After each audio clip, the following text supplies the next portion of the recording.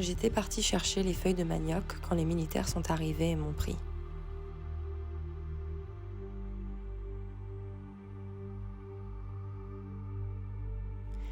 Ils ont déchiré mes habits et ils ont commencé à me violer l'un après l'autre.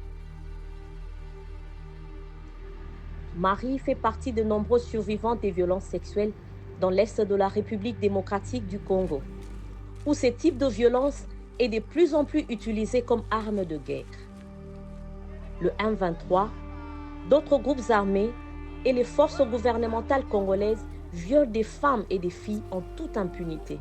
Les coupes budgétaires dans l'aide étrangère par les États-Unis et d'autres bailleurs de fonds ont laissé les cliniques sans soins d'urgence essentiels. Nous sommes un one-stop center qui est disponible à tout le moment, ouverte pour tout le monde et les soins sont 100% gratuits. On faisait la prise à charge holistique de cas de violence basés sur les genres et les cas d'abus d'exploitation sexuelle. Nous mettons à des défis comme la rupture des kits PEP et kits d'un post-viol. Des traitements cruciaux comme la contraception d'urgence et les kits de traitement post-exposition appelés kits PEP peuvent protéger contre une infection potentielle par le VIH, mais doivent être administrés dans les 72 heures. Dans l'Est de la RDC, les États-Unis étaient le principal fournisseur de ces traitements. Sans ces fournitures et d'autres ressources essentielles, les cliniques peinent à répondre aux besoins des survivantes des violences sexuelles. Et nous nous focalisons toujours sur la nécessité de consulter les soins avant 72 heures afin de prévenir la grossesse indésirable, les infections sexuellement transmissibles comme le VIH, la blénorragie, la syphilis, l'hépatite B ou autres. Quand je reprends connaissance 5 heures plus tard, je suis à l'hôpital. Les infirmiers ne sont pas là et je vais me laver.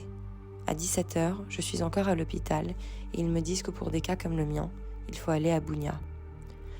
C'est comme ça que j'ai commencé à chercher de l'argent et j'en ai trouvé un peu. Je suis montée dans un taxi qui m'a amenée ici, à Bunia, et ils ont trouvé que j'étais enceinte et que j'avais contracté la maladie du VIH-Sida.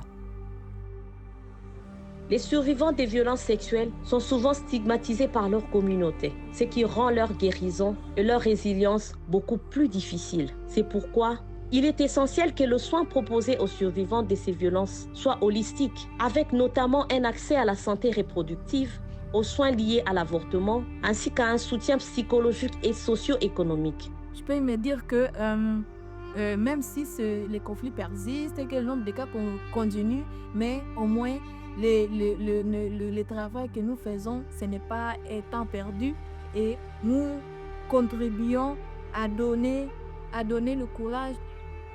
Tant que la guerre et les violences sexuelles persistent dans l'Est de la RDC, les organisations soutenant les survivantes devraient disposer des outils et des ressources nécessaires pour répondre aux conséquences. Les États-Unis et d'autres bailleurs de fonds internationaux devraient rétablir de toute urgence le financement de soins post-viol et des services aux survivantes des violences sexuelles dans l'Est de la RDC.